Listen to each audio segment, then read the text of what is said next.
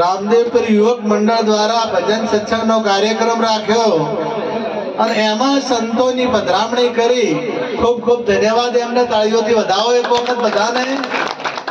મહાપુરુષોએ કીધું કે પાઈ જિંદગી કરી ના બંદગી, ખેલ કર્યા ઠગબાજીઓ કા, સત સાહેબ કા રંગ ચડ્યા નહીં, સંગ કર્યા નર પાજીઓ કા, મોહ મદ में मगरूर फिरा, तन ताकता नर ताजियों का, ब्रह्मानंद कहे खबरदार बंदा, वो गुनेगार है जूतियों जाजियों का. કે પાઈ જિંદગી એટલે મળી જિંદગી. જિંદગી મળીને ભજન નથી કર્યું. પાઈ જિંદગી કરી ના બંદગી, ખેલ કર્યા ઠગબાજીઓ કા. પરમાત્માએ સુંદર માનવ દેહ આપ્યો. કિંમતી આ સાધનની કોઈ કિંમત થાય એવી નથી. અબજો શું, અબજો ને કરોડો, અબજો કે કદાચ ખરબો રૂપિયા વાપરો ને તો આ શરીર મળે નહીં. એટલું કિંમતી સાધન આપ્યું. અને આખી જિંદગી આપણે જો કઈ પરમાત્માનું ભજન ના કરીએ, પરમાત્માનો ગુણ જે છે એ આપણને માનવ દેહ આપ્યો છે એ યાદ ના કરીએ, આ તો આપણે ગુણ ખાયા કહેવરાઈએ. એટલે ઠગબાજી કરી કહેવરાય. પાઈ જિંદગી કરી ના બંદગી, ખેલ કર્યા ઠગબાજીઓ કા. જો ભજન નથી કરતો તે ઠગબાજીનો ખેલ જ કરે છે, એવું આ મહાપુરુષનું કહેવું છે.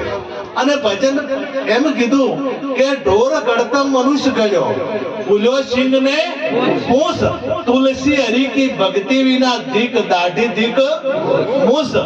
આ મનુષ્ય જન્મમાં તમારે પરમાત્માની ભક્તિ કરીને પરમાત્માનો સાક્ષાત્કાર કરવો હોય તો થઈ શકે છે. મેન વસ્તુ બધા શાસ્ત્રોનો, બધા વેદોનો અને બધા પુસ્તકોનો એક સાર છે. ટૂંકમાં કહી દઉં કે હું કોણ છું, मैं कौन हूं. हमने गाયું હતું, हम है योगी अलख अनादि, पार ब्रह्म से है पारा, नाम रूप गुण नहीं हमारे, कबहू न धरू में अवतारा. કે મારે નામ પણ નથી, મારે રૂપ પણ નથી અને મારે ગુણ પણ નથી, એવો હું યોગી છું. યોગી એટલે કોઈ આપણે ઘર બહાર છોડીને સંન્યાસી થઈ જાય એની વાત કરી નથી, પરંતુ તમારામાં જે વસેલો છે, તમારામાં જે રહેવા વાળો છે એ રહેવા વાળાની વાત કરી કે હમ હે યોગી અલખ અનાદિ. અલખ નો અર્થ થાય કે લખવામાં ના આવે, જે લખાય એવો નથી. हम है योगी अलख अनादि, पार ब्रह्म से है पारा. નામ નથી એને, કારણ કે જન્મ છો તાર નામ નતું. જન્મ છો ને તારે બાબલો કે બેબલી એવું જ કહેતા હતા ને. નામે પાછળથી કોડિયામાં આવ્યું, બ્રહ્માપીરે પાછળથી આવ્યા હતા અને તમે બધાએ તમારું જે નોમ છે પાછળથી આવ્યું છે. એટલે કે મહાપુરુષનું કહેવું છે કે તમારું જે સ્વરૂપ કેવું છે. આ કદાચ રોમાપીર તમને ઘોડો લઈને મળી ગયા, હાથમાં તીર છે, ઘોડો છે, અરે પાલો છે, ઘોડા ઉપર બેઠા છે અને મુગટ પહેરેલો છે, અને રોમાપીર આવે તો તમને રોમાપીરના દર્શન થાય છે કે શરીરના દર્શન થાય? કદાચ તમારે હોમે આવે તો રોમાપીરના દર્શન થાય કે શરીરના? ગીતામાં ભગવાને કીધું કે શરીર હું નથી.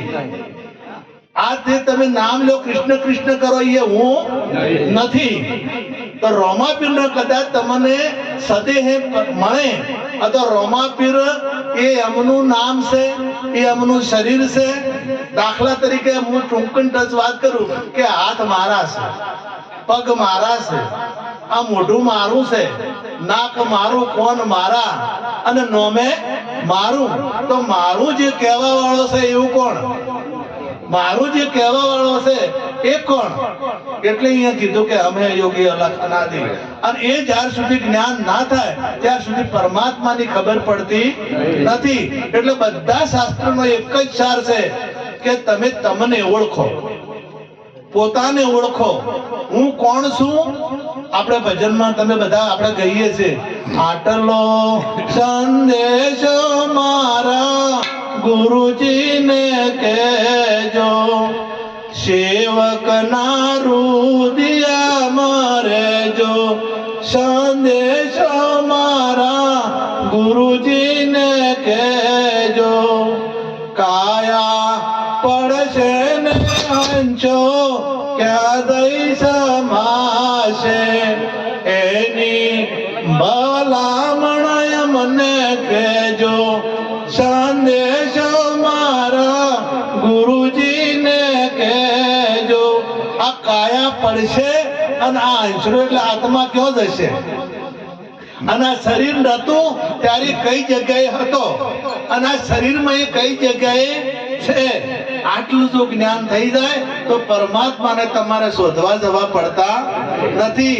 સર્વભૂત સ્થાનમ સર્વભૂતાની જ આત્માની ઈક્ષતે યોગ યુક્ત આત્મા સર્વત સમદર્શિનમ.